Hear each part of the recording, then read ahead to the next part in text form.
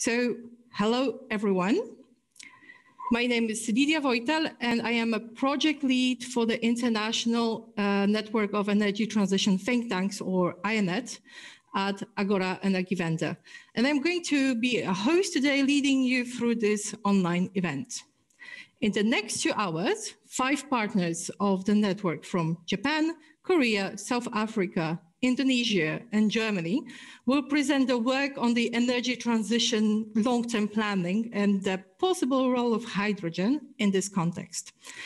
The program that we have for today consists of 2 parts, and in the first one, each of the partners will present the results of their analysis on national decarbonization pathways and indicate if and where they would see the role hydrogen in that context. The second part is a roundtable of our speakers, which focuses on the international dimension of the emerging hydrogen economy. Each part of today's event will be preceded by a framing provided by my colleague, Matthias Deutsch from Agora Energiewende. And after each part, we foresee the possibility for you, the audience, to ask questions to our panelists. But before we head to the content part, let me make you familiar with this quite particular Zoom webinar-focused environment. As it is said right now, we don't see your faces and we cannot hear you speak. But you can address us by using chat window and the Q&A window at the bottom of the screen. Now, the chat window that you see at the bottom of the screen, please have a look, is for any technical or organizational issues, such as something's not working or where can I find the study. Here, myself and my colleague Nicola Bock, Nicola, could you show yourself for a moment? We'll try to address, hi Nicola, we'll try to address any issues related to the technical side of the event. So, and heads up, if you put your questions there, they won't be visible to the general audience. The Q&A window, on the other hand, is for content-related questions and comments. So any questions you may have to our partners on their work and presentations as such should be put over there. This part of the communication will be served by my colleague Gniewomir Fries. Gniewko, could you please turn on your camera? Yep. Thank you. Good morning, Gniewko. So Gniewomir kindly agreed to assist us by going through your questions, clustering them, and picking the ones that can be used for panel discussion. And although I do not expect that all questions can be answered in these quite short Q&A sessions, and we have them after each part of the event, we will do our best to address as many as possible. And some of them may be actually answered in writing already during the discussion, so please have a look at the box, check them once in a while. I would also like to inform you that we are recording the event because we would like to make it public on our website for all these colleagues who have registered but couldn't join us today, or they thought that it's not possible, but they would be still interested to find out what the discussion was about. So with that, I would like to hand the floor or the screen to Jessie Scott. And Jessie is the director who leads the international part of the work at Agora Energiewende. Jessie, you have the screen, please. Lydia, thank you very much. Let me just check that the sound is good. It is. Thank you. Welcome everybody to this online version of the Berlin Energy Transition Days, which was alas cancelled last year as the news of COVID was just arriving in Europe. But it's great that it's back this year, and we're very pleased as Agora, together with our partners from the International Network of Energy Transition Think Tanks, INET, to put on this online workshop. INET is a team of partners, think tanks, who are thinking about the problem of climate change from the perspective of the energy transition. And we specialize as think tanks in fact-based research and in stress testing policy recommendations based on that research towards the stakeholders to the energy transition.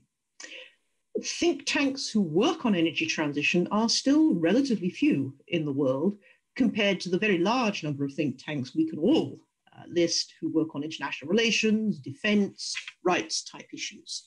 But we see a very clear role for this kind of fact research, policy recommendations, consultation with stakeholders in the energy transition policy world also. Today, we're here to talk about long-term energy transition scenarios. That's, of course, long-term in the sense of thinking to mid-century and the Paris climate targets, which in fact is not such a long time in the future now. Some of us have been working in this field since long sounded as though we have more time than it sounds as though we have today.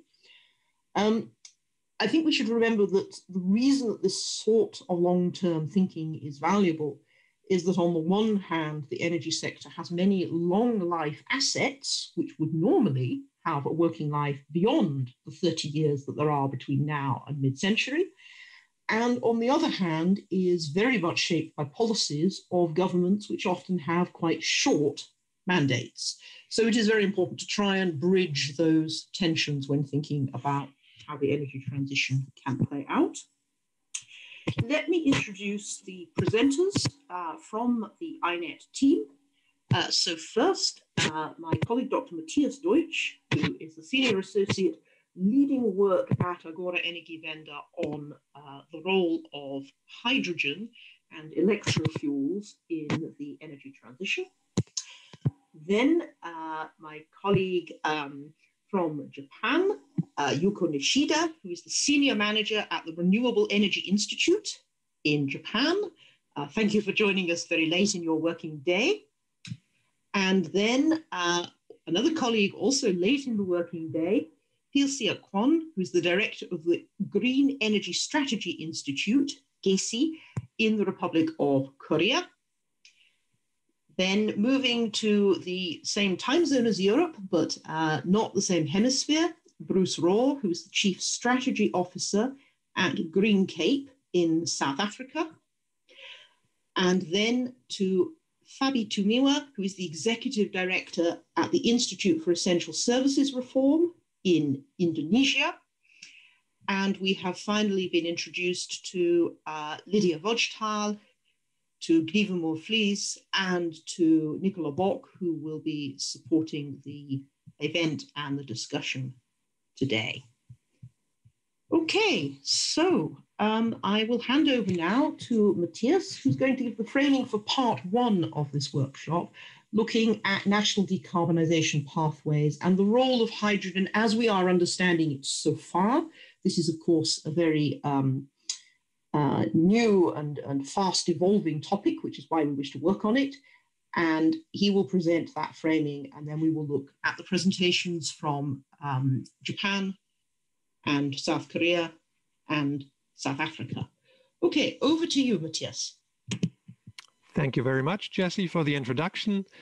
I thought it would be good to look at national hydrogen strategies to begin with, because there have been a couple of them published in the last year. And so I brought you a recent review of those national hydrogen strategies. And the first thing that we see from those strategies, and it's a snapshot from mid-2020, that those strategies identify transport, industry, and the power sector as main target sectors for hydrogen. Now, you can see that in those blue, dark blue bars, transport, industry, power sector mentioned in many hydrogen strategies. And what you also see is buildings are not as prominently mentioned. It's essentially Japan and Korea targeting buildings as main target sectors for hydrogen. But this still, I think, is a pretty broad and general picture, and we should have a closer look at what this really means, because just mentioning sectors doesn't give you enough level of detail, I think.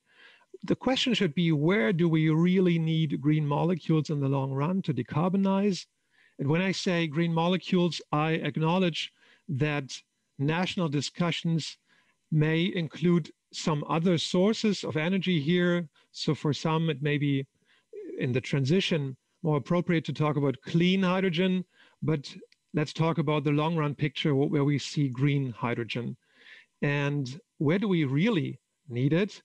Well, I think there's an uncontroversial part to it and a more controversial part to it. The green molecules really needed in industry are as reaction agents for direct reduced iron steel making or for feedstock, because that's not about energy, it's about the molecule itself. So ammonia, chemicals, that's for industry. For the transport sector, we're talking about long-haul aviation and maritime shipping.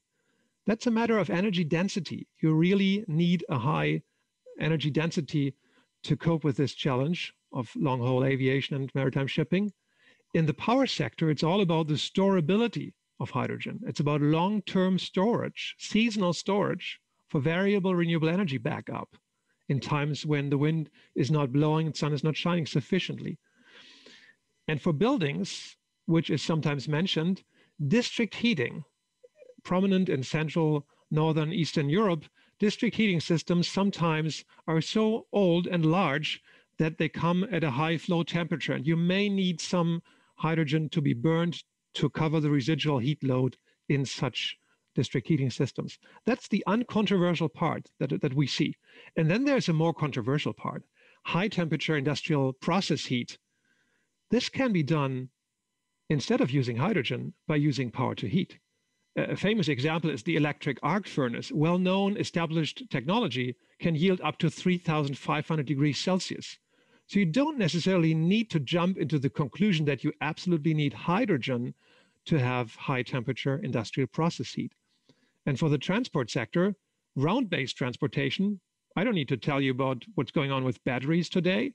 And there's also this perspective that batteries can help with short-haul aviation and shipping. For the power sector, the controversial question is more about how much hydrogen will we need for backing up variable renewables. There are other flexibility options and storage options, maybe a bit more for the short term, but for the long term, it's also interesting to see what happens with storage like redox flow batteries or compressed air storage. And finally, for buildings, sufficiently controversial, heat systems for individual buildings. There's a lot of discussion about the role of heat pumps, but very likely they can cover a lot of the demand for individual buildings in the future. And so using hydrogen instead to us looks extremely controversial. So to sum this up, if you look at the left part of the table, there's a large consensus on where green molecules will really be needed. This, and that's the good news, that provides the certainty that we need to ramp up hydrogen and a hydrogen economy. And this provides early investment opportunities for hydrogen applications and the related infrastructure. And with this picture of less controversy and a good grounding for the future hydrogen economy, I hand over to the next speaker. Thank you.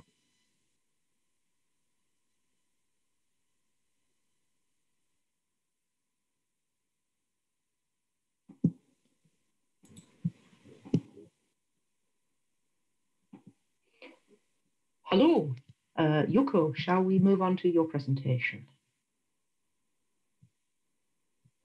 Thanks very much, Matthias, while the slides are coming up.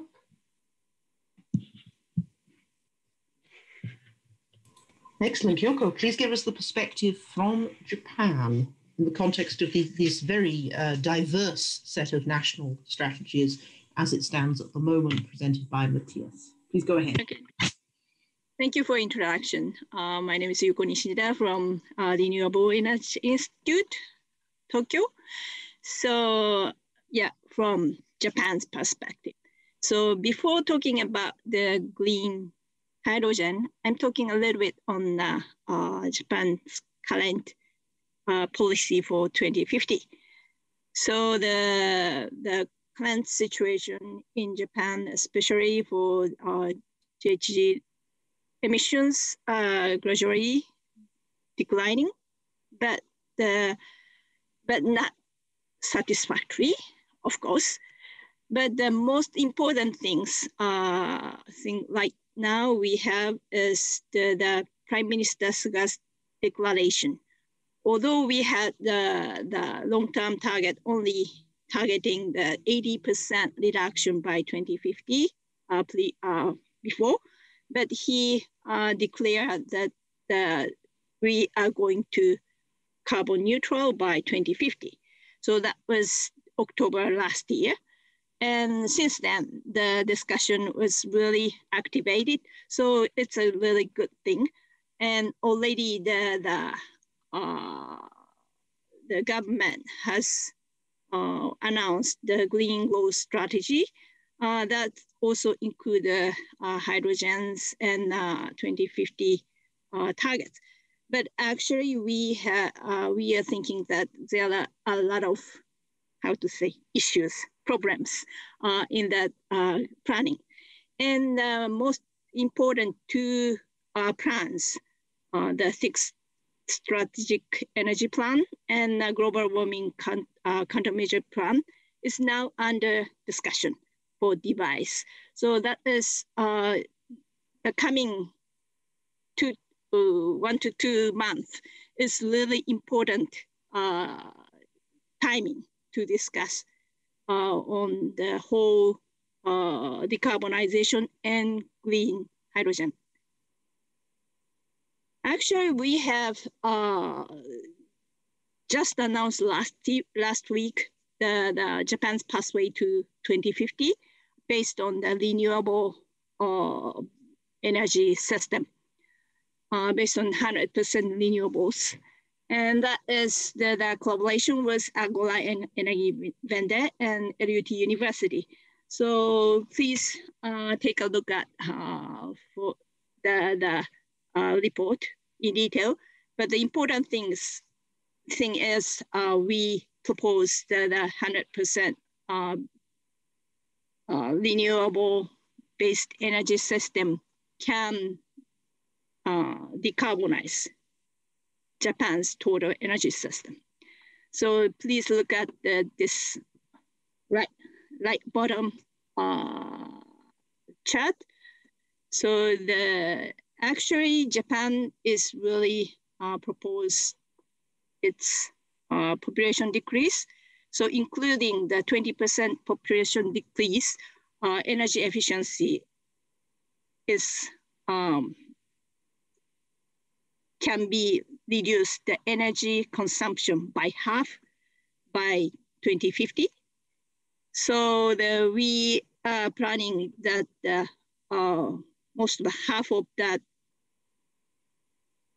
the energy demand is covered by the renewable electricity, and half of that is covered by the green hydrogen. That is almost covered by power import and generation in domestically.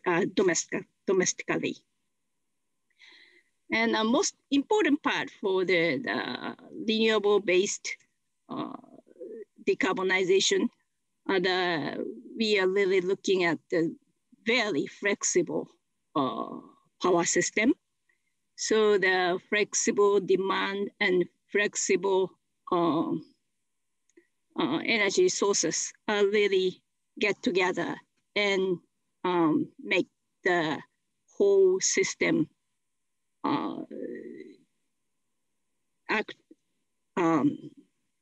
possible for the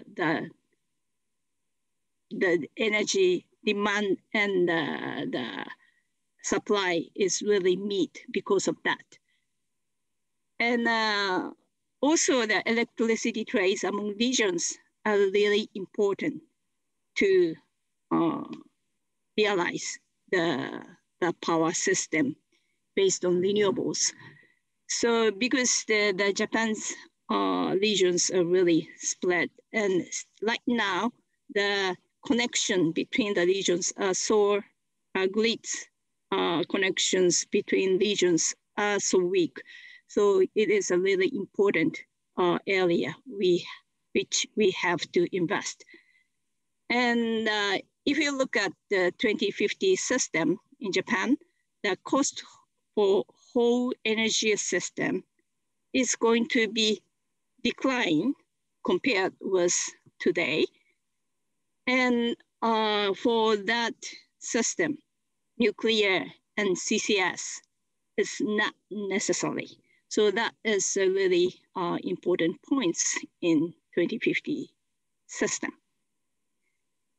And for and when we are looking at the 2050 carbon neutral, the most important thing is we have to start early, especially looking at 2030. And Renewable Energy Institute is proposing the 45 to 50 renewable share in electricity generation in 2030.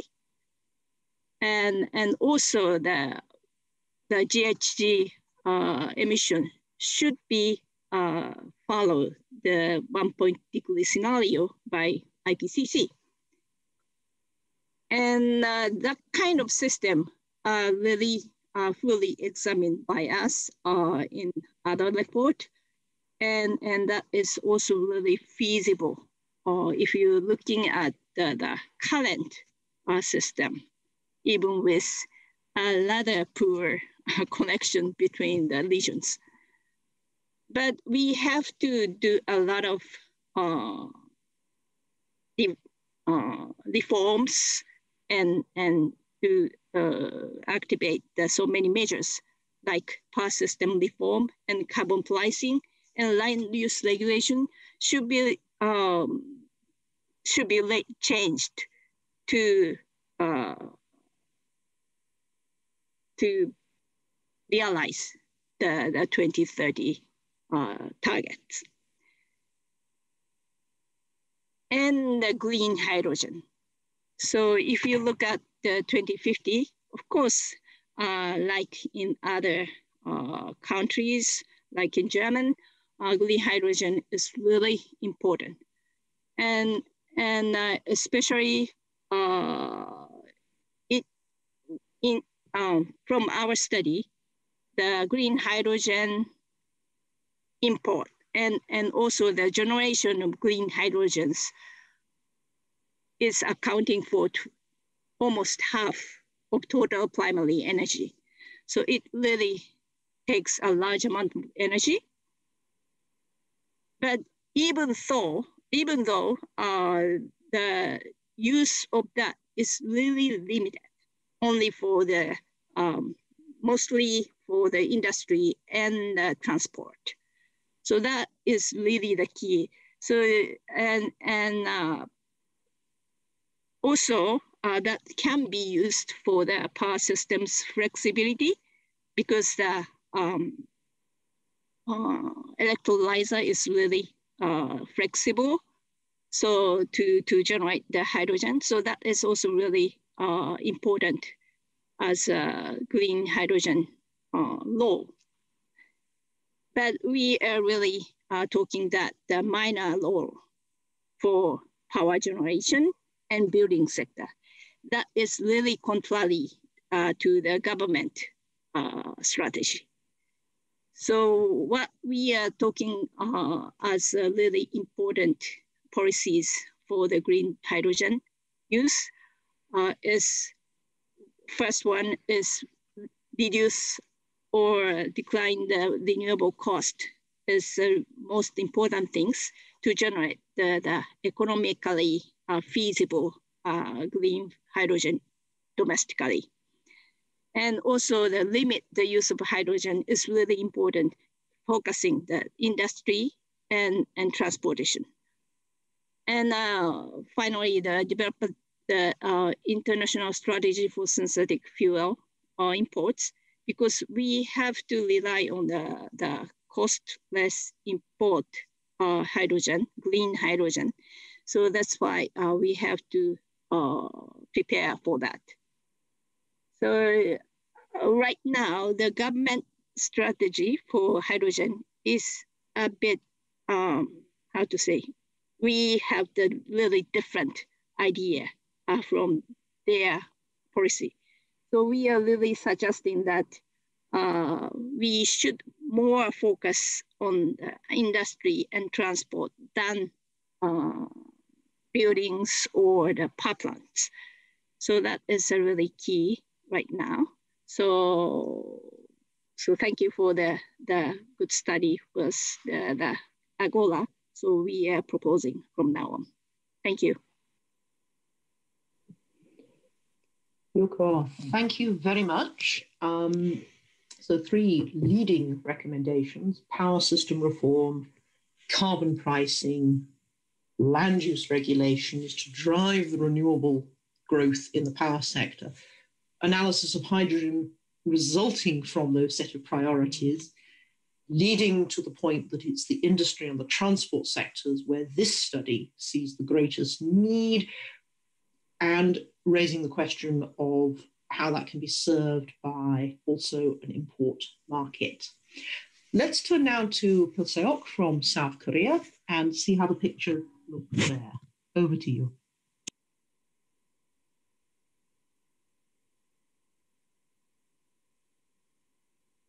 Sorry for the sound. Thank you for the introduction of me. My name is Pilseok Kwon. I am from South Korea. I am working for GESI, and then I will make a presentation today. It's about the green hydrogen. So then the subject order is like this, because I will make a short brief introduction of the Korea energy system, and then Korea climate policy, and then I will introduce hydrogen policy in South Korea. Then later, I will introduce our research for the decarbonization of South Korea. Okay, I will briefly introduce the climate policy of South Korea. In 2016, and the first NDC was submitted as a Paris Agreement, according to the Paris Agreement. And then the NDC also, the target is CO2 emission should be reduced to the 536 million ton of CO2 by 2030. And then last year, we have a very good news because our government announced the net zero pledge by 2050. This is October, last year, October. Then deadline is coming to us for the NDC submitted, and then we updated new NDC, but unfortunately there was no time for the preparation of the net zero pledge reflected into the NDC target, NDC CO2 emission target. So then unfortunately we have a same NDC target, which is 536 million CO2 ton by 2030. So the changes are just a very trivial thing. Is we changed the baseline from the BAU and then real emission of real emission record of the 2017. So as you look at that, we are very high increased trend for the CO2 emission by until the 2018. And unofficial records say on 2019 we decreased a little bit from the 2018.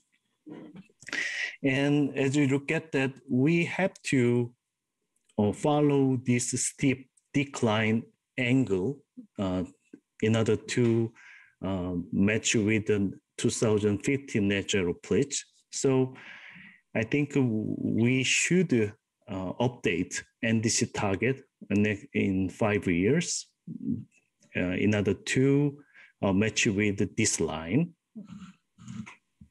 So that's why we started with research for the decarbonization, and we suggest some how to decarbonize in South Korea until the 2050.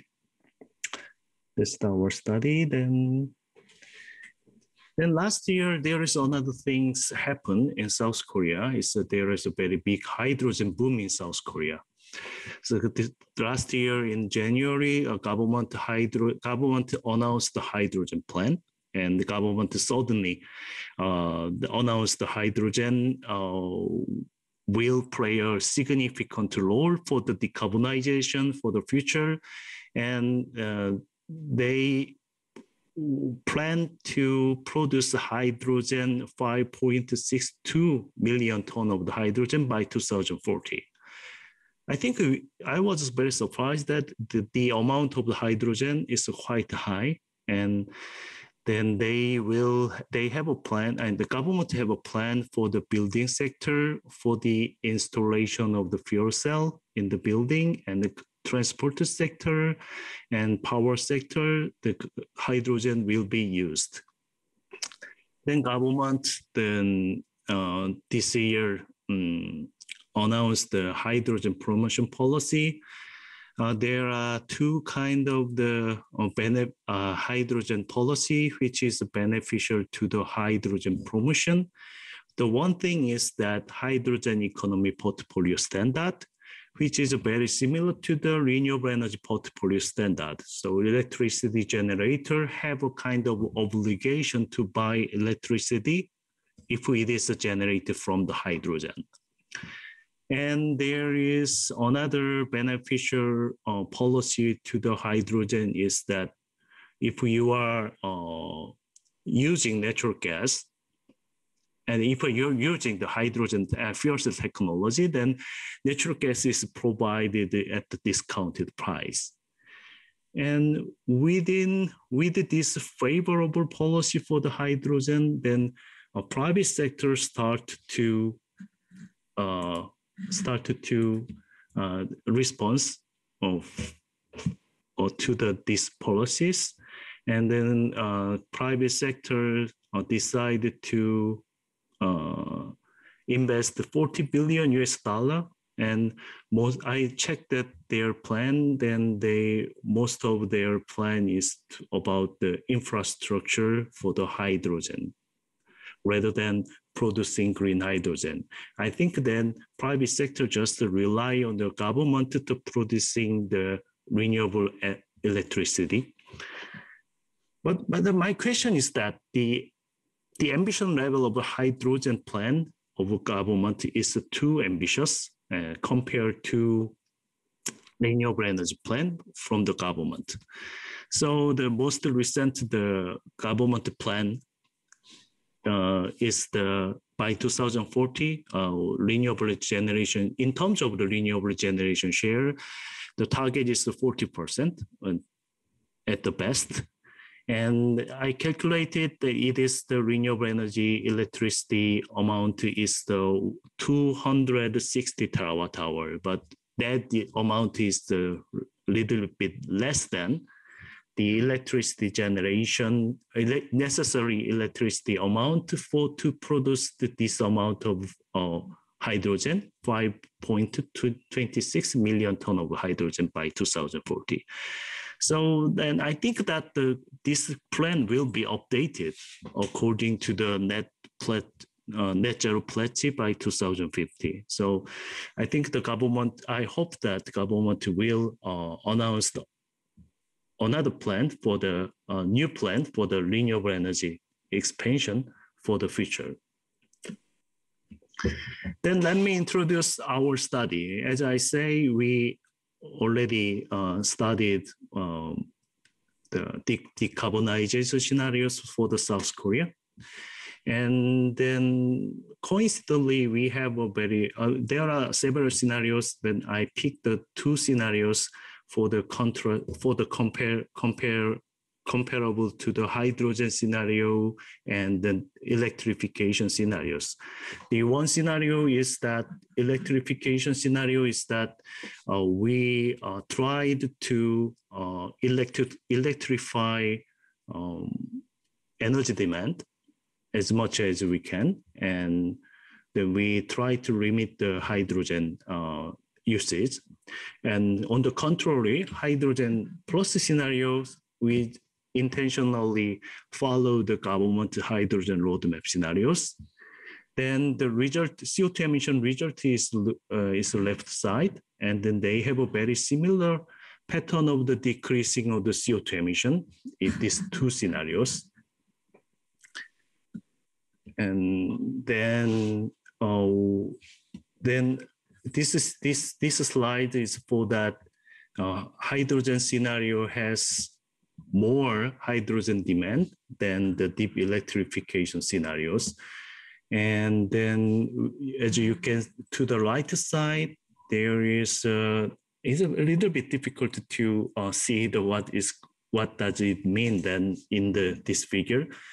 So this figure is that to the upside, which is electricity generation, and to the downside, which is consumption for to produce the hydrogen by the electrolyzers.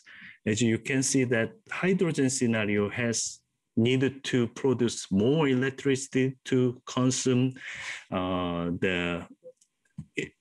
electricity for the electrolyzer, which means that I calculate that the hydrogen process scenario is much definitely is less efficient than deep electrification scenarios. Then definitely we need more renewable energy capacity in order to produce the electricity for the hydrogen process scenarios. And also the flexible technology capacity are needed. So it is around 15% more than deep electrification scenarios there. And you can see that it is the flexible capacity, and this column shows that flexible capacity is like a flexible technology in a power dimension, and this one is the flexible capacity for the storage dimension. So you can see that hydrogen scenario has a huge amount of the electrolyzer is necessary compared to deep electrification scenarios. So I admit that the green hydrogen is necessary. Hydrogen is an essential part of the deep decarbonization and for the South Korea case. But I recommend that because the hydrogen has a lot of combustion loss, in order to produce the hydrogen, there is a huge amount of energy is lost. So I think that the usage of the hydrogen should be limited for the industrial process and heavy-duty vehicle and the material for the chemical product. And another important role for the hydrogen is the long-term storage. This figure shows that hydrogen storage status here for the 1 year in South Korea. Then you can see that there is a very lack of the renewable energy power production for especially this season. It is the late June and August. This is a summer season. So summer season is a rainy season in South Korea. So there is a less photovoltaic production and less wind season. Wind does not blow very well in the summer. Then for this, the renewable energy depleted season, and hydrogen can be used very usefully and can be used very meaningfully for the long-term storage of the hydrogen. So I think that in order to make a green hydrogen market, I think that Korea perhaps need to import hydrogen from the renewable energy abundant country. But before that, I think that there are some preconditions in order to having a desirable, green hydrogen market. I think that first condition is the need an international authority to monitor greenhouse gas emission during the production of the hydrogen. And it is better to certify than green hydrogen impact-free greenhouse gas impact-free hydrogen. There must be international authority for doing this. And another important thing is that we need to develop transport means that can deliver hydrogen at affordable cost, because South Korea is like an island, even though we are attached to the Asia continent. but we don't have any connection to the neighboring country. So we have to deliver hydrogen by ship. So it is very essential to develop such a transport means. And I think that each country, in order to avoid the, international conflict for the, energy issues, then each country needs some extent of self-sufficiency level for the energy security issues. Otherwise, it is very my personal opinion that otherwise it's almost the same situation as the present, because we are a lot of the international conflict brought from the, crude oil or other resources. I think that's the end of my presentation. Thank you for focusing my presentation. Thank you. Thank you very much, Gilsok. Thank you. And the key message there, that governments developing hydrogen plans, or perhaps more preliminary than that, hydrogen visions, need to ensure that this is built first and foremost upon clarity about their renewable power planning, and that there is a match of ambition driven on the renewable power side that then carries through to understanding what needs to be the role of hydrogen, and in particular how we deliver that through the greenhouse gas impact-free hydrogens, which in principle can be done everywhere in the world. I think we are in a little bit different situation than we are with fossil fuel endowments, but coherent planning is going to be fundamental to making this feasible. Okay, let's turn to a different part of the world and to Bruce at Cape Town, at Green Cape, and give us the perspective from South Africa, where there is also a very lively hydrogen debate at the moment. Over to you, Bruce. Thank you. Hello and welcome. My name is Bruce Roy. I'm the Chief Strategy Officer at a company called Green Cape. We're a non-profit organization that aims to drive the widespread adoption of viably green economy solutions. So our main mandate is towards investment and job creation, specifically within the green economy. So in terms of the South African current policy for energy and electricity specific planning moving forward into the future, South Africa has taken a stance of building primarily renewable energy resources. Our current fleet of generation power is very heavily coal-based. So currently around 70% of our fleet is coal-based. Of our total energy demand, in fact, not just electricity, but in total for our full energy supply. So that includes a large portion of coal going into direct industrial uses, as well as coal used for liquefaction to make liquid fuels for transport sector. So very heavily coal-based economy currently, with a strong push on the electricity side to move away from coal over time, with large build plans set out to be the path for us moving forward. So in terms of Green Cape's vision and what we're trying to do, we're working on a program we call the South African Renewable Energy Master Plan, which is a plan that aims to achieve decarbonization through driving localization, job creation, and investment path in the renewable energy sector. So in this energy transition, we are focusing on a very value chain focused manufacturing lens to South Africa's opportunity to try and gain as much value as possible from the transition as we move away from coal, and make sure that the just transition aspects of what we're moving towards are well focused upon.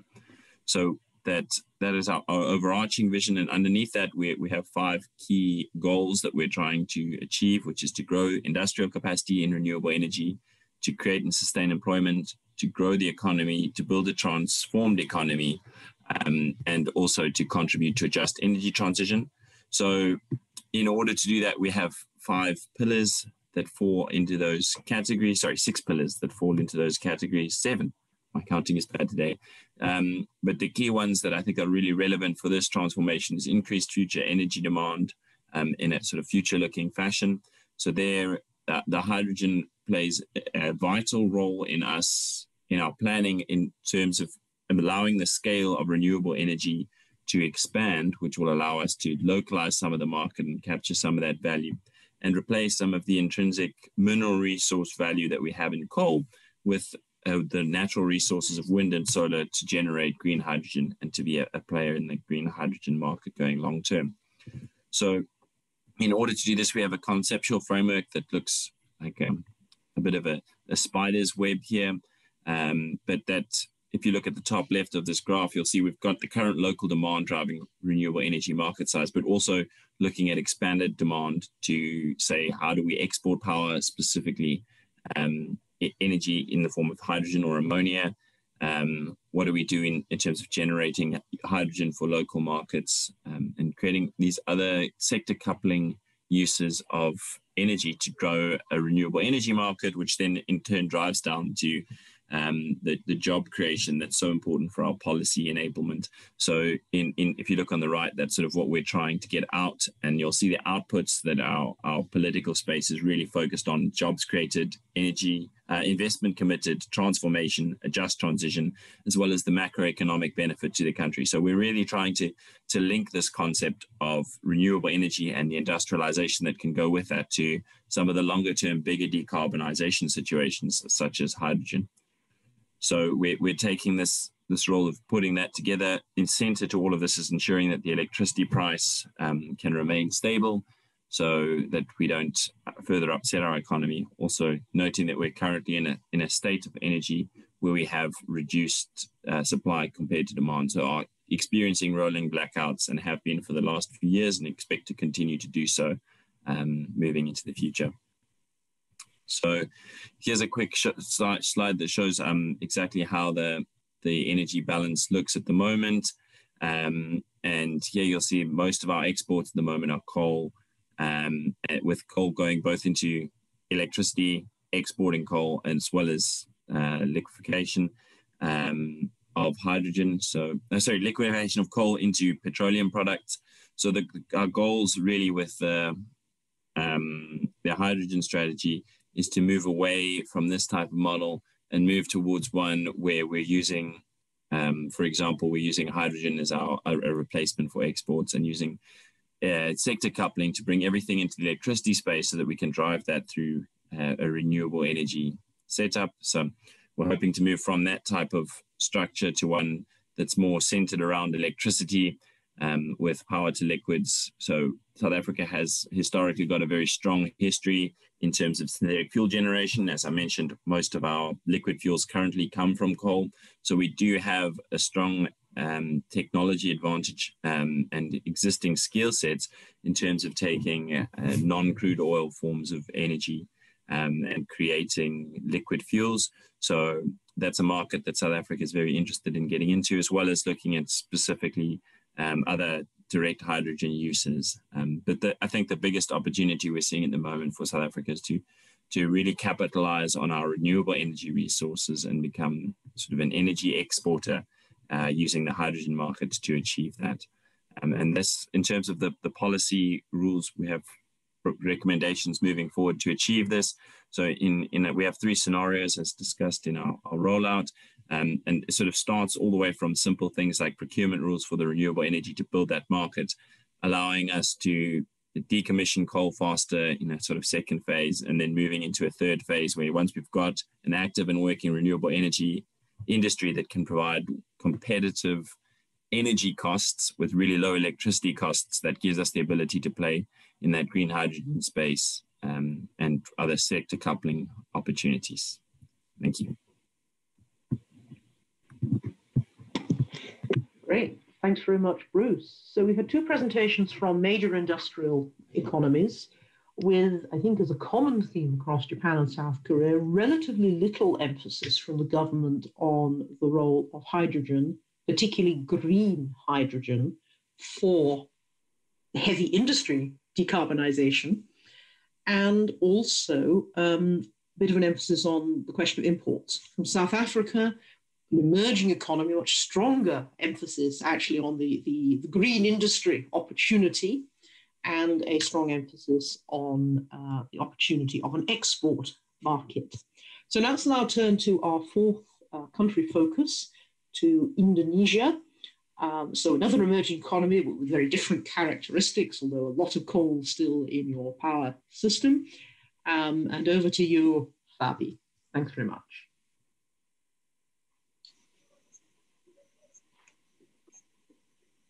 Thank you, Jesse. I hope you can hear me fine.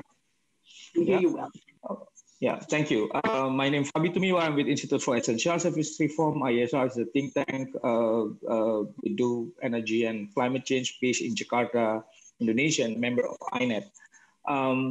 As Indonesia national energy policy currently have not yet embraced the energy transitions. I mean, the policy that established in 2014 and National Energy Plan in 2017 still have a very heavy on the fossil fuels, and in current policies, it has aspirational target to increase renewable energy mix by 23% in 2025 and 31% in 2050. Currently, the renewable energy mix around, in our primary energy mix around 11.5%. So it's a long way to go to this 23%. And the national energy policy actually intends to address the energy diversification by utilizing local energy resources. And currently, the government focus is actually to confront the energy import, mainly oil products and LPG, that cause the threat imbalance. And the government see this as a threat, not only to the economy, but also to the energy security of the country. And since Indonesia has abandoned coal, coal again is seen as solutions in the current policies, not only as fuel for supply cheap electricity, but also right now is seen as a solution to replace import LPG through a number of new initiatives for coal to liquid and coal gasifications and coal to DME. That's what currently being discussed. And it's not only that.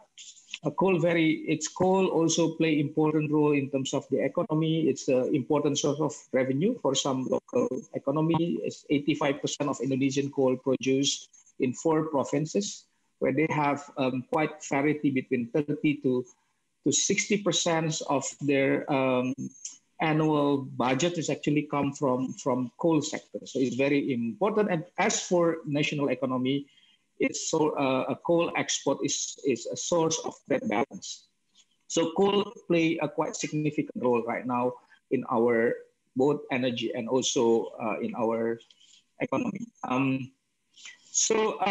Indonesia doesn't have long-term energy yet in terms of long-term emission strategy 2050. Our current energy emission reduction target is still up to 2030. So in 2016, we introduced national determined contributions that stated that Indonesia will reduce the emission by 29% by 2030 with our own effort, and additional 12% with the support of international. With support from the international. Well, it is seen as insufficient actually to meet the Paris Agreement goals. Last year, ISR, started last year actually, ISR in collaboration with Agora and Lund University, we conducted a study to look at the deep decarbonization of Indonesia energy system. And this is what we seen in our work, in our model that will be published in April this year. That actually to look at whether we can decarbonize our energy system. So in our so we have a three scenario: best policy scenario, delay policy scenario and current policy scenario of that three. And we see that actually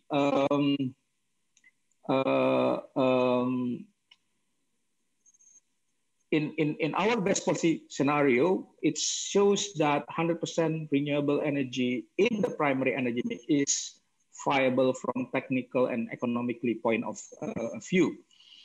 And this is driven by making the electricity the backbone of the electric supply, where 88% come from a solar PV, followed by hydropower and geothermal, and also other renewables.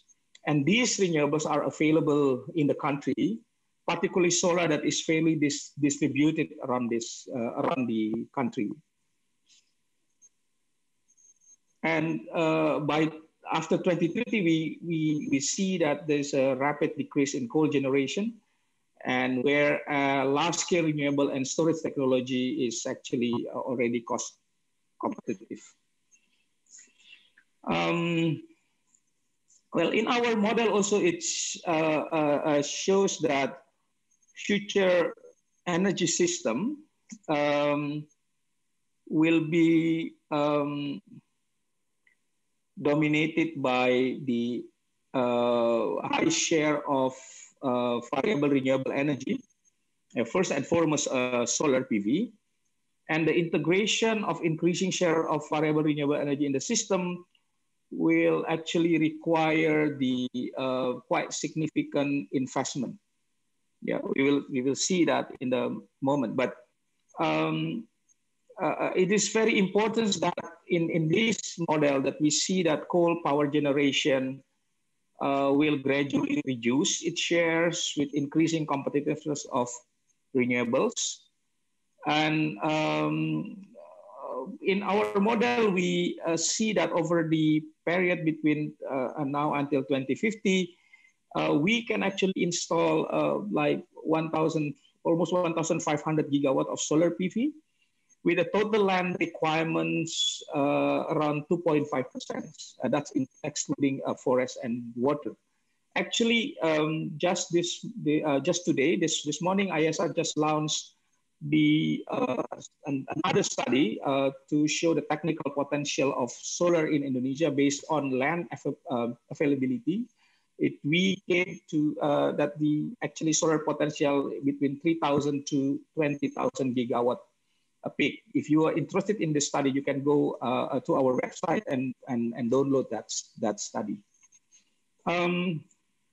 So with the system, with renewable energy system dominate our future energy system, we calculate that a significant amount of investment is required, not only in the generation, but also in the transmission and distribution grid, as well as energy storage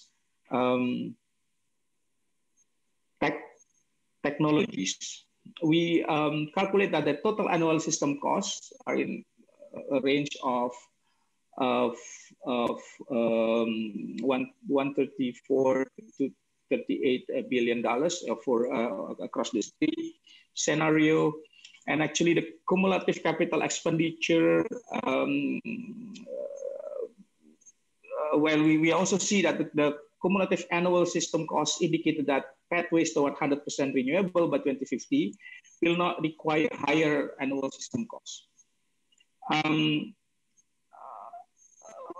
in the best policy scenarios, it requires the highest capital expenditure, in particular in mid-2030s, because of the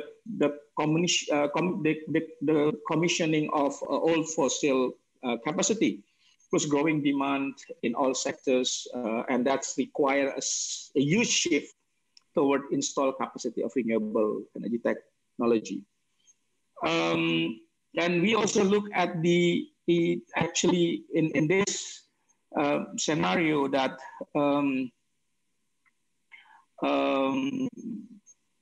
the investment also required for more modern batteries and pumped hydro energy storage, which is also pumped hydro energy storage. We have that resource in Indonesia.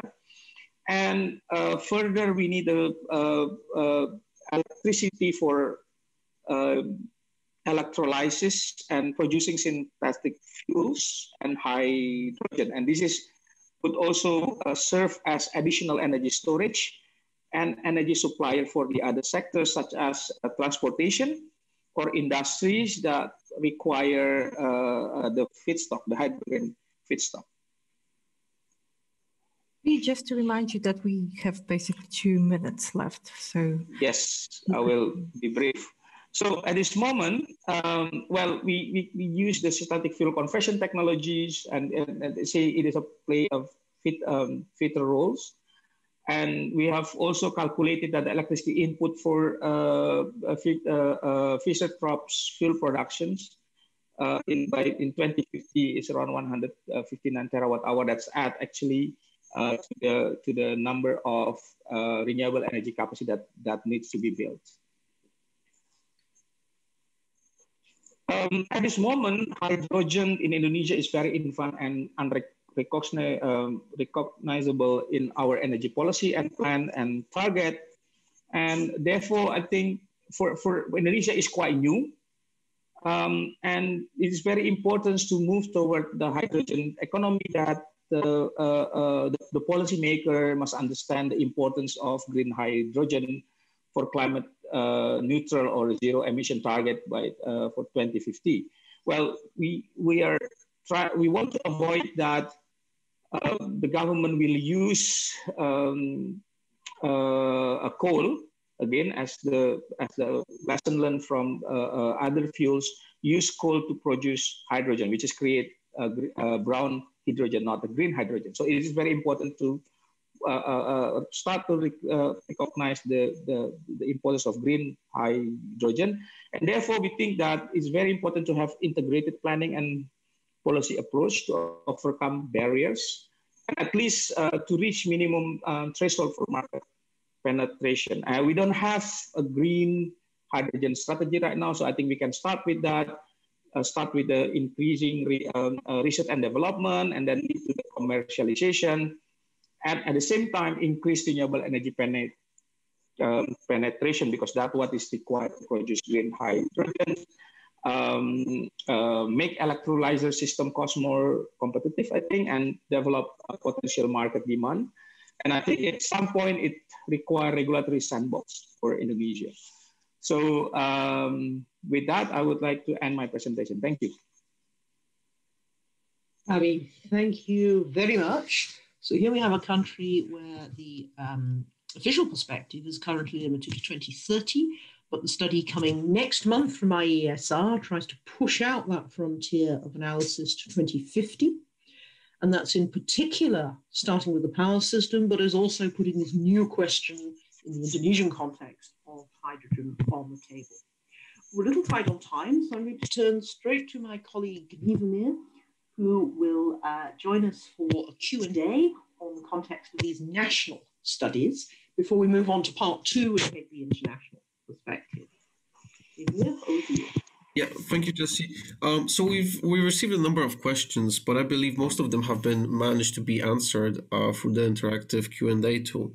But there is one question that really stands out, or actually maybe there's one question that really stands out, and that's the question goes like, if I understand the speakers correctly, nobody is currently planning the transport of hydrogen, but rather the export, or might I add also import of hydrogen in the form of e-fuels.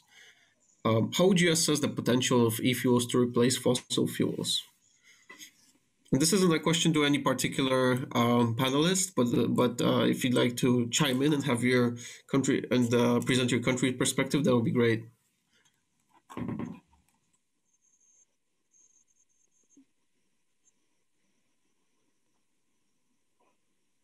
It's not the easiest question in the energy transition today, but then that's the point of our task as think tanks, to try and be at the leading edge of the questions that we feel the policymakers should be addressing. So I'm seeing thoughtful looks on my colleagues' faces. I see Yuko, Bruce, I think also. Let's start with Yuko. Actually, in Japan, the perspective of the cost issue, the domestic generation of green hydrogen is really expensive. So compared with for example, the other areas, for example, in Australia or somewhere around. So we really plan to transport hydrogen with certain cost. So that is really important to think about. And if it is, we have to think about which type of the synthetic fuel is rational or the cost effective to transport liquid hydrogen or synthetic methane or green Fischer-Tropsch.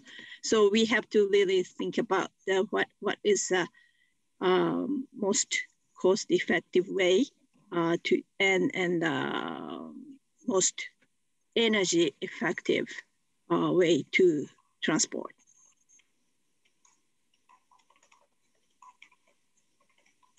Right. Thanks a lot. Is there anybody else who'd like to add a perspective? Maybe Matthias, you could say something about. I mean, clearly Germany has a lot of plans for various types of imports. So we've seen a memorandum of understanding with Saudi Arabia. We've seen collaboration with Chile. Would you like to add something to that? Yeah, maybe. I think the state of discussion in Germany is pretty much that we try to find closer generation of hydrogen first. That means using pipelines and retrofitting pipelines from existing natural gas grids, because pipeline transport is supposed to be so much cheaper than any other kind of transport overseas. And that's the very first step. So everybody's eager to look at, can we retrofit existing natural gas pipelines and then procure something from other European neighbors? Of course, then the question is, where do those neighbors get their hydrogen from? But many of them have better renewables potential than Germany has with its very high population density. So first step, but we're doing both, looking at pipelines and then trying to develop transport overseas with other countries as well. But if we were looking at sorry. In addition to Matthias, for example, in Japan, already one cargo manufacturer talking or plan to make the special import boat or ship to transport. So that kind of things are already started to plan. Yes, and maybe one more thought is that in the end, I'm very much looking forward to having competition, technology competition. The good news is we are not restricted to liquefied hydrogen that you were just referring to in that boat, but the alternatives may just be ammonia and organic hydrogen carriers, LOHC. And if we let those technologies compete, at least in the midterm, I hope to see much more advances there. That's good news. We're not restricted to one technology. Yeah, I agree. I think maybe this question is taking us towards part 2, and I have an eye on the clock. So let's move forward, where we now take a more international, indeed global perspective, stepping up from the national level. And I turn back to Matthias for a short 5-minute framing on that. Over to you, Matthias.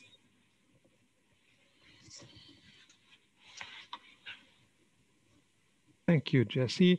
So we've thought at Agora a bit about what are the parts and the components of a regulatory architecture for a green hydrogen economy. And when we say green hydrogen, we mean, of course, all the other related molecules that you can derive from hydrogen. So give you this nice house, so to speak. So if we start from the bottom, building this international hydrogen economy, we see 3 pillars: demand, production, delivery systems. And on the demand side, we think that policy-wise, we need policies to steer this hydrogen towards the sectors that really need it. And that relates to my last slides before those where you have no other options technology-wise to decarbonize and to get to climate neutrality. And I also just mentioned competitive markets. So we think those are both important parts of this on the demand side. On the production side of hydrogen, and we heard that before from one or two of the speakers, we really need agreement on what are we talking about. This relates to a taxonomy and criteria for sustainable hydrogen production, because in the end, this is about investment certainty. Investors need to know what the demand side is looking for, and you can't just change this all the time. We have experience in Europe with the biofuel discussion, where sustainability criteria have been changed over time, and this doesn't help. You need sufficient investment, stability, and criteria. And then we don't just want to add green hydrogen on top of fossil fuels. Of course, we need a phase out of fossils. Otherwise, we can't get rid of the emissions. So this needs to be thought about in parallel. And also on the production side, we heard about imports and exports. And yes, there are certainly countries which have fascinating renewable energy potential, but may not have the best financing conditions. And so we need to have a better understanding where we need maybe bi or even multilateral agreements for financing hydrogen production.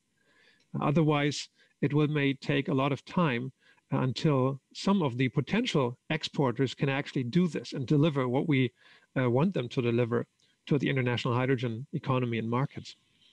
And on the third pillar, delivery, we also just talked about this. It's important to better understand what are the options. We mentioned essentially all of them: hydrogen, ammonia, synthetic natural gas, or liquids, power to liquid. And this is all important. It will play out in the, let's say, in this decade, hopefully, to see what are the best options over shorter and longer distances, including pipelines. And this relates a bit to what you may just call infrastructure. And as it happens, we as Agora, we've just published a study on what we call no regret hydrogen. You find the link at the end of my presentation if you download it. So the question is, how do we solve this chicken or an egg problem? What comes first, demand or infrastructure? We know this from other parts of policymaking. And to solve this chicken and egg problem, it helps to really focus on the uncontroversial hydrogen needs that we see, especially in industry, like steel, like ammonia making, like chemicals. So having a good understanding of a clear focus that delivers certainty. And then maybe final thought is about regulatory approach to grids. I alluded to the retrofitting of existing natural gas assets. So do we expect that the future will be just as the past? Will we stick to the old regulatory mods? Who's going to pay for this? Is this all kind of gas customers through grid tariffs, financing hydrogen grids? This is under discussion, both in Europe and in Germany. This is to be seen. And then now I've covered the three pillars. Let's move to the top, the roof, so to speak. That's really important. Today, there is no real economic case usually for green hydrogen. There's a cost gap between mostly fossil applications and green hydrogen. We need to cover this cost gap, and we need to bring down the cost. And so we see actually strong need for policy support of green hydrogen. And we are actually working on a project to better understand how this could be supported in Germany and in Europe. We want to bridge this cost gap to make green hydrogen competitive, to support learning by doing, increasing kind of the cumulative deployment of hydrogen and electrolysis worldwide. And with this, we want to drive down cost. And this is, you may think of this as an analogy to the PV experience. We had this major upscaling of PV and an incredible drive down of cost, so that today we can happily supply kind of the world with photovoltaics. And we need something similar in terms of upscaling for electrolysis. And this, we think, is kind of the big picture for the hydrogen economy. A lot to do policy-wise. This will not happen by itself. If policy doesn't commit to this, we wouldn't expect that the hydrogen economy will materialize just by itself, even though so many actors say that they want to invest into this. But we need the investment certainty and the framework. Thank you. Thank you very much, Matthias. I fully agree with your conclusion there, particularly in the tight time frame of these sort of long-term targets, but not so long, that we require if we want hydrogen to play the role we've been talking about in these countries and to have the global infrastructure that will support that. We require a lot of actors to work together from sectors that previously have not collaborated. And if they have to find their way to that purely through market forces, it will take too long. There needs to be a clear framework. That framework needs to include signals around where there is demand. It needs to include signals around production, which includes both the standards and where there are the best opportunities to produce, which may not entirely match the places where there is the highest demand. So you start to look at the question then of delivery. Let me turn back then to our 5 INET partner organizations. And we have about 30 minutes for a roundtable discussion among you on your thoughts on these. On the question of demand, on the question of production, including both the standards question and where those volumes are possible, and on delivery. Does anybody on the panel have an immediate thought in reaction to Matthias's presentation?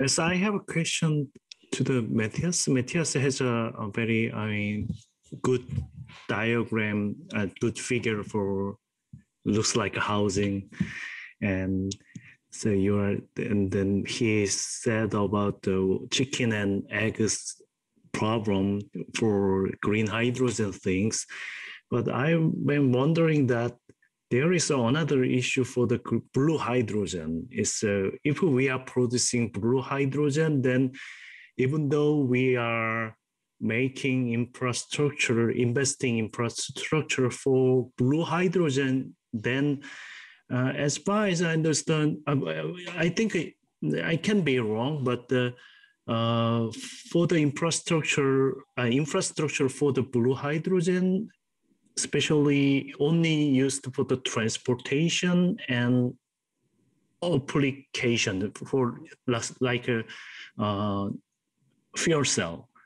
And then you are saying about the chicken and egg problem, and the most important word to me is the electrolyzers, accumulation of electrolyzers. But if we select the blue hydrogen path, then we don't need electrolyzer.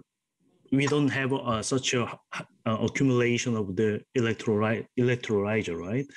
So then, but I think as I'm worrying about the Korea will choose the blue hydrogen path instead of the green hydrogen, because our renewable energy generation share is just 7%. So there is no oversupply for from the renewable energy electricity in Korean territory. So that is my question to the Matthias. Yeah, maybe it's important to see that while we want to see a lot of renewables coupled with electrolysis in the future, this is not the fact for several European countries today. And so if your electricity mix is not sufficiently decarbonized and you attach an electrolyzer to average grid electricity, you may actually increase your emissions overall, your emission intensity in terms of greenhouse gases. And that's the big problem. So everybody can agree that if it's 100% renewables, then let's just attach an electrolyzer to the renewables, that's fine. But as long as there is this trade-off with that people tend to use grid electricity with as many hours per year as possible to have a high capacity utilization of the electrolyzer to make it competitive and economic. This is the trade-off. Do we really want to use any electricity with just small shares of renewables? And I think the answer is no. That doesn't make much sense to have too few renewables in the system. So then the question to finish this line of thought is, what kind of, it's a fine line. Where does blue make sense? If blue hydrogen can speed up the transition in sectors where we think it's really needed, like industry, especially for reactions, chemical reactions, and feedstock, maybe you can speed up the entire industrial transformation because it needs to be speed up. Otherwise, we don't have the time for those long-living assets in industry. So there we can see the point. And that's different from other applications where hydrogen is more controversial. When you then pump in a lot of blue hydrogen into those applications, you may risk running into certain lock-ins and path dependency. And so I think it matters what you want to do with the blue hydrogen for how long, to have a transformation perspective in the long run towards green. I think that's kind of how we see this currently. Behind that is the very clear point that came to the front in the first part of the session, which is the importance of still continuing to focus on energy efficiency first, but then the build-up of the renewable electricity system at the scale needed, both now to address providing power demand, and that is as it is in both mature economies and emerging economies with growing demand. And if you're going to add on top hydrogen, so we have full economy decarbonisation options in the sectors Matthias is talking about, to then further scale up your renewable power ambition to address where you will need that supply through electrolyzers based on clean electricity. And so this is a causal chain, but each time it takes us back to growing the renewable power system, first and foremost. Anybody else from the panel? I mean, maybe one more thought in order. I think this is, Pilsok, was behind your thinking, is that the questions are always, how limited are our budgets? I mean, if the budget has a clear limit, I would agree that every euro, every other currency, you name it, spent for blue hydrogen is probably not available anymore for investment into renewables and green hydrogen. And there are trade-offs there, certainly, I think. Yeah, it's my point, because we have a definitely limitation of budget. So I think that I totally agree with that. Yeah. What about the perspective of setting standards? There are various terms here. People are referring to green hydrogen, people are referring to electrofuels, people are referring to climate neutral hydrogen or greenhouse gas impact-free hydrogen. We're essentially talking about the same thing here. And I think that vocabulary is still a little bit varied in different countries, different parts of the debate, maybe even how different sectors are approaching the debate. But fundamentally, if the objective is that we achieve climate neutrality, we have to be setting standards for not only the greenness of the power system, but also the greenness of any other molecular fuel vectors. And that raises the question that Matthias put on the crowd about whether we should have an international standards framework for what is a green hydrogen. Do you hear that being discussed at national level? Do you think it can be discussed at national level at this stage? Bruce, we've got South Africa thinking a lot about the possibility of an export market. Do you see this question arising in South Africa?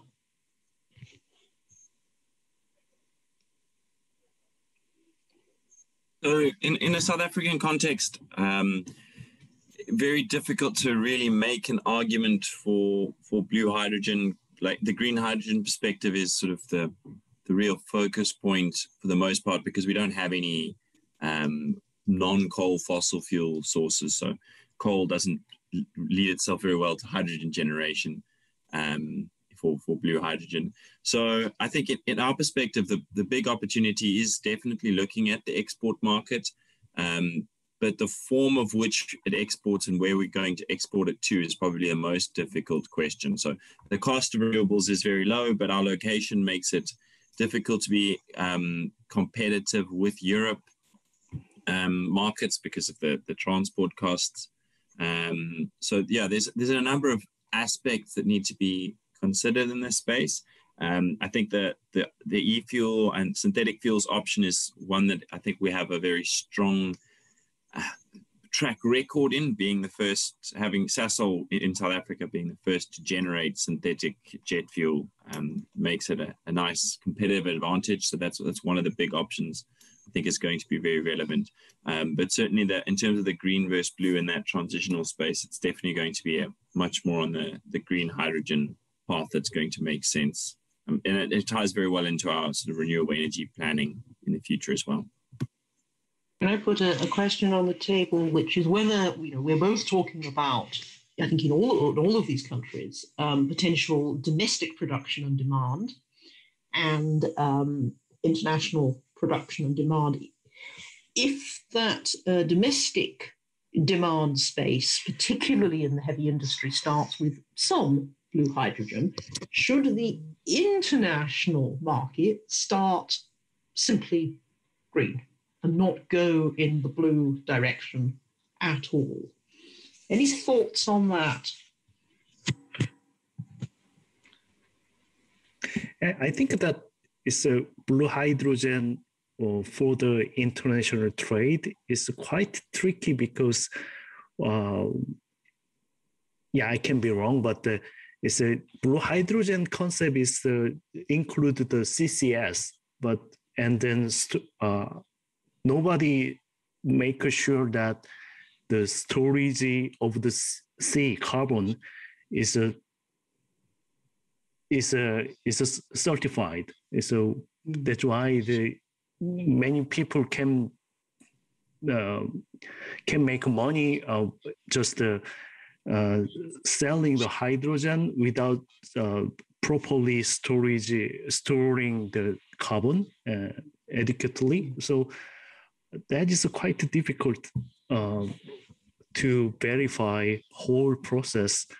So I'm just worrying about if blue hydrogen is traded internationally, there must be a lot of harmful emission from that process. Yeah, I agree that the blue hydrogen is really difficult to be certified or monitor with monitoring. It's really impossible in the end. But actually, even in Japan, the blue hydrogen myth of the blue hydrogen is still really overwhelming in the discussion of Japan's future energy. So that is really the kind of the bad influence. Because we definitely have to discuss or to show the accurately of blue hydrogen emissions, how much emissions are going to be, and where we have to store and how to monitor it. And when we maybe import, then how we get the certification. So that kind of things are really costly, and it's going to be maybe the rational decision making is not to use those, but still the kind of the myth or over expectation for blue hydrogen is still existing, and we definitely have to break that kind of things. So the right now to talk about the green hydrogen's certification or regulation is not yet important than to break those kind of CCS myth, I think. Maybe a related question, Jesse, coming back to your initial question on international standards. I would like to ask the others how you perceive the discussion on standards and let's say what everybody or most people are very well aware of is this color coding that we are also talking about here, that we use in our language, the terminology, blue, green, you name it. I think what's being discussed at the European level is to move away from this multicolor coding, which is binary because it's either blue or not, or it's either green or not, But what's really behind this and what should be our main attention is what is the greenhouse gas intensity of a certain molecule and how do we specify this? How do we measure, verify, and monitor this? And so the question is, do you see activities in your countries on being more precise on this? Because in the end, as long as we just stick to color coding, it's all blurred because it doesn't say whether you have connected your electrolyzer to maybe a German electricity mix where you have like 400, 500 gram per kilowatt hour of electricity in there, or another system where you may be much greener. And therefore, do you see a more nuanced discussion on green? That's in the end, I think, where we need to be moving to understand what products we are producing, what molecules.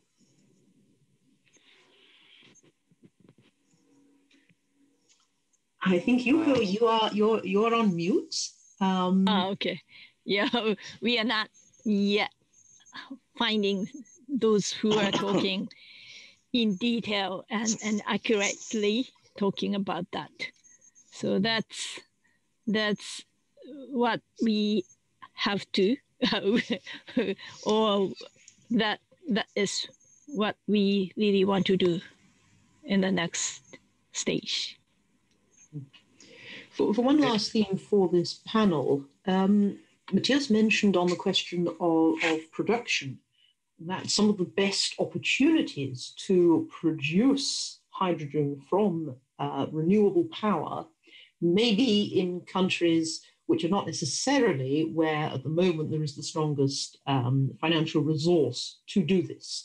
Now, it's well known that Germany has a major program to support both the development of electrolyzers and the green hydrogen path in Germany, in Europe, but also thinking internationally. Is this a topic which has been coming up in your countries? How to facilitate at a global level that globally we maximize the opportunities around renewable power, particularly if that renewable power is then going to be turned into other vectors that are then traded internationally, using perhaps transfers of financial support from maybe demand countries to producer countries in very simplified terms.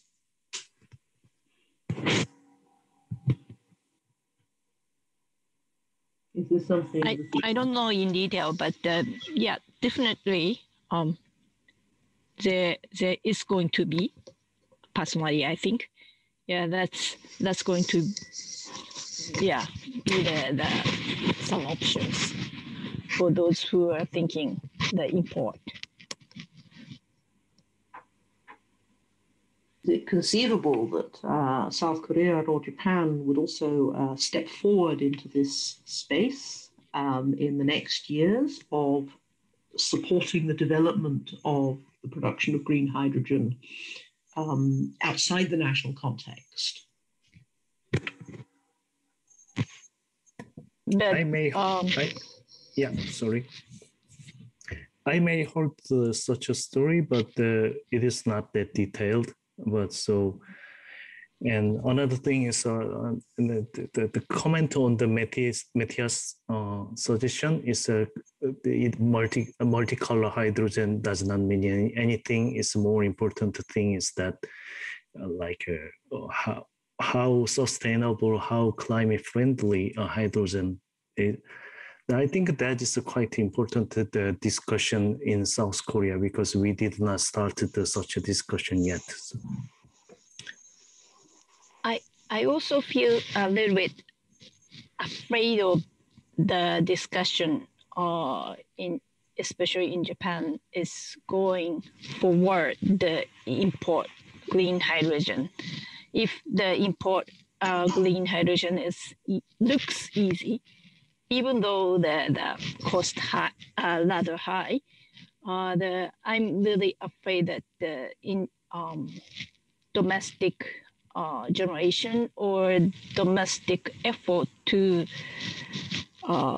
expand the renewables and to make the renewables cost lower is a little bit declining because of that. So we really have to always care the the import or investment for import is not the, how to say, to be limitedly thinking about that. Or we have to think about those kind of importing system as the final tool for us.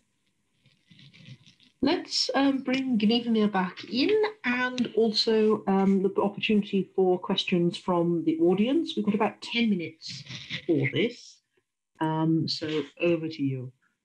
All right, thank you very much. So we have two big questions, and one of them, both are directed to Dr. Deutsch. And the first one is, Matthias, what is your perspective on the definition of green hydrogen in Germany and the EU? Will we be going with the certified definition that's already been adapted in the EU taxonomy, or the TÜV SÜD CMA 70 standard? I think that's actually a tough one. I am not sufficiently deep, I think, in those discussions to see where we are heading with this in the end. What I try to say is that I believe in the end it's going to be emission intensity driving a lot of the discussion, but where we are going finally, I can't tell you. Sorry. Okay, thank you very much. Another question on the back of that. What reactions do you expect from the exporters of traditional energy resources, and what strategies do you plan to implement to deal with them in a constructive way? So I guess this refers to the geopolitical consequences of shifting from fossil fuel trade to hydrogen or derivative trade. Yeah, the most recent one, I think, is really this memorandum of understanding between Germany and Saudi Arabia as an example. And I understand that it took some time to negotiate this memorandum. And so that may seem that to be that it's not straightforward to convince everybody of the long-term benefits of green hydrogen necessarily. And this relates, I guess, back to what Jesse said at the beginning. We're dealing with a problem that is sufficiently close. 2050 is not that long, but it's longer than a typical legislative period and how long people stay in power. That may be slightly different in certain regimes, but mostly in democracies, it's too long for policymakers. Now, getting the attention to the right thing at the right speed is therefore probably pretty difficult. But we need to reiterate how close 2050 really is and what it means for our assets of production and converting the entire infrastructure and process and value chain towards this 2050 goal. And when we then look back from 2050 to today, I think we begin to understand what it means and how we need to kickstart this transformation. Right, of course, but also it's not just Germany sending these signing these memorandums that you mentioned. Of course, we've seen actual shipments from Saudi Arabia of low carbon ammonia to Japan, and we've seen similar plans to have hydrogen exported from Australia also to Japan. So it seems like international cooperation on these issues is starting to spring up, and is there anything anybody else would like to add to that? I think especially the traditional energy companies or those who have those assets are really willingly to invest the hydrogens and for their shipping. I would agree with that. I think there is at the moment no company in the traditional oil and gas sector and few companies in the traditional energy sector as a whole who do not at least have a thought process, a task force considering the hydrogen perspective. And many of them have gone well beyond that to investing in pilots, starting to explore business lines, spending a lot of time engaging with the potential other partners in this new supply chain question. I think that is still quite broad across the blue to green spectrum. And this is where Matthias's point that we really need to move forward on some kind of carbon intensity clarity of signal to investors becomes extremely important. Anything else coming in from the audience Q&A at this stage? Because geopolitics, that was a good, important question. Yes, I think there's one follow-up to Matthias, which is on the distinction between controversial and uncontroversial hydrogen demands applications. And the question is, do you see the problem that discriminatory regulatory framework implied by an ex-ante definition of controversial or uncontroversial applications runs the risk of preventing rather than promoting a rapid introduction of the hydrogen economy?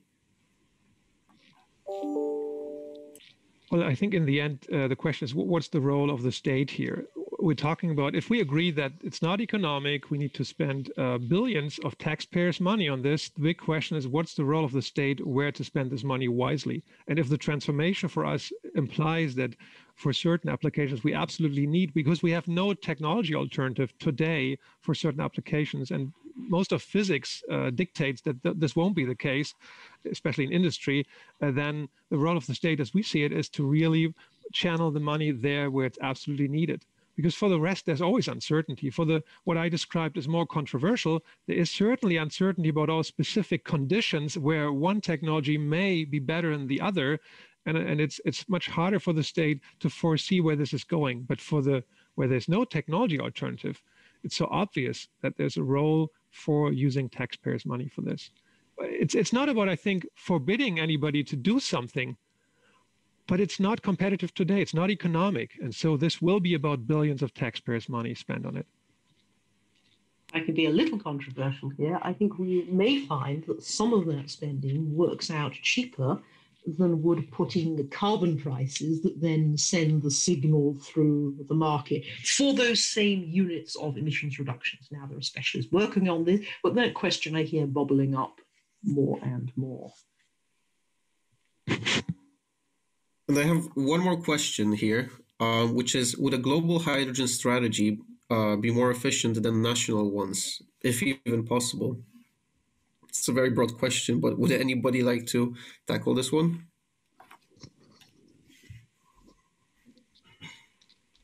Well, I mean, the UNFCCC is challenged to produce a global climate targets strategy. And I think we would base, at the level of any global strategy, a question of whether essentially it's working on a country-to-country basis or it's working on a sectoral basis. So I'm thinking here of the International Maritime Organization, etc. Has there ever been a perfectly efficient policy process in history? Almost certainly not on any topic, but we need the energy transition to be as efficient as possible, particularly since, to return to the long and short question, we're tight on time. I see perhaps one or two other comments from our panelists. Let's wrap up with any final remarks. Maybe one thought on this international division of labor, as I would call it. We know from PV history that in the end, running through the learning curve is beneficial for everybody because it's a global learning process and cost will come down. If we assume, and which I do, that for electrolyzers and their investment cost, it's somewhat similar, not entirely, but somewhat similar, then everybody will benefit from having lower capex and investment cost of electrolysis in the next 2-3 decades. So the big free riding problem here is some nations may just opt for blue hydrogen and then say, wait and see until someone does the job of buying down the learning curve. That may be the Germans, again, maybe the Europeans, maybe some others. But there is a problem with international collaboration and the incentive to free ride and wait and see. It's a classic kind of an any technology development, if you wish, but here we are under time pressure.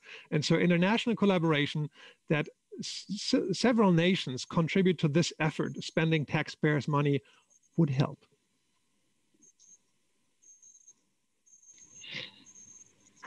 Okay, well, I'll throw in one more last comment. I can't resist on that, and then wrap up from the session. The last comment is to quote a colleague who shall be nameless, who says the challenge at the moment is that electrolyzers are a little bit like designer handbags.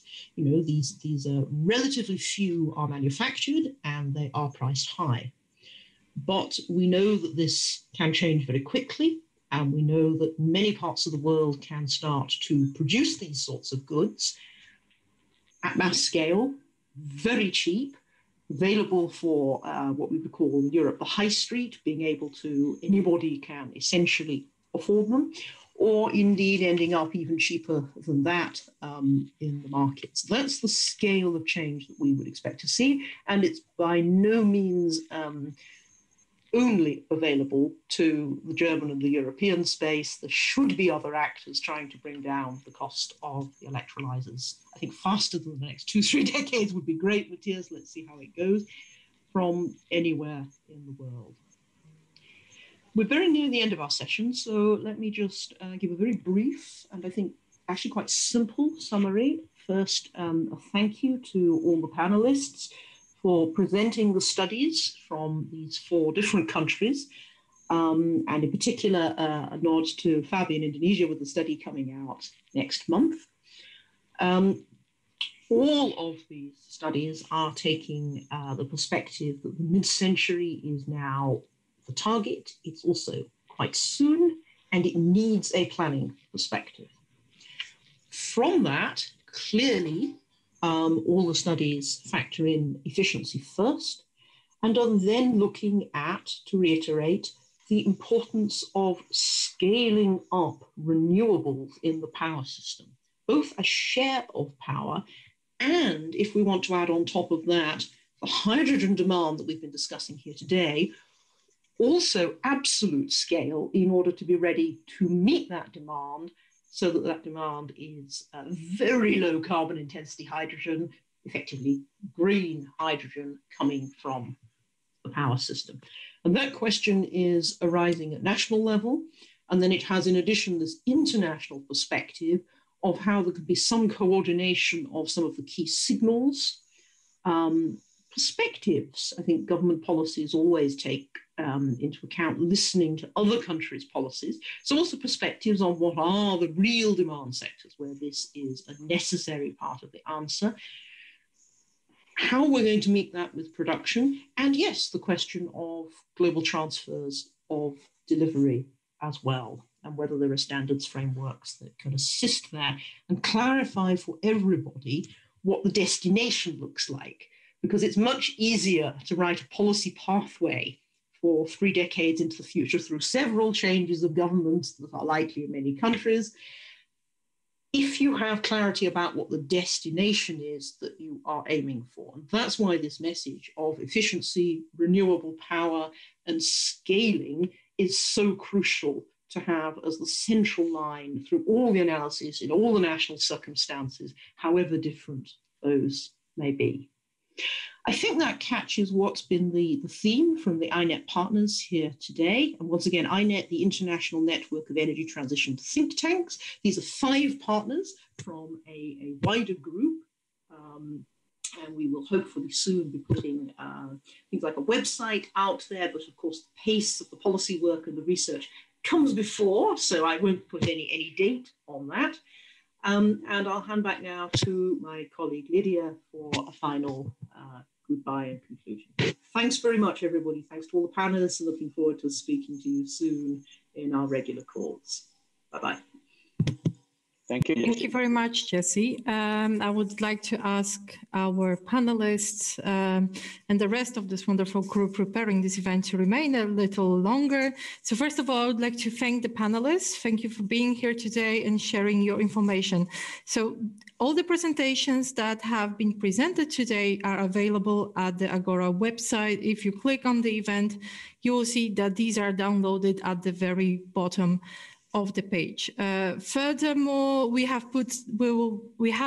put some more links to the work by our partners, but we had at least two announcements of the studies coming in the future. So this is a close future. So please have a look at our partners' website, check what's next, follow on there on the social media, because this is also where you can get this information quite easily. What I would also like to say is that I very much appreciate the help from all the Agora colleagues who helped to set up this event. And first of all, Nicola Bock, who is the mistress of event making at Agora Energiewende, and she was the one answering your chat questions. Then for the Q&A, Gniewomir Flis, who has done outstanding job by looking for them, and I have seen at least 20 questions being posed and answered, also in writing by our panelists. So thank you very much for that, and thank you, Gniewko, for participating and supporting us in this event. Otherwise, I would like to also say that we as Agora have a newsletter, thanks to which you can actually see what kind of other events and enterprises we are actually getting into in the near and perhaps longer also future. Last but not least, I would like to say that Agora, this is not the only event that Agora is coordinating for this Berlin Energy Transition Days this week. So tomorrow at 10, there is an event coming from our partners in Southeast Asia. It's called Energy Transition in Southeast Asia. It starts at 10 Central European time. So if you're interested to get even more insight into this Southeast Asian energy transition world, this is where you will get it. So please register, please come tomorrow. And I would like to thank you, the audience, for being here, for asking relevant questions. And for coming. We have had over 130, I think around 140 participants of this event, which I think is a very good result, taking into account how many other interesting events are taking place at the same time with the Berlin Energy Transition Dialogue. So I would like to thank you very much, and I hope to see you at other events organized by both Agora, our partners, and the International Network of Energy Transition Think Tanks. Thank you very much. Goodbye. Thank you. Bye. Thank you. Bye. Thank you. Bye now.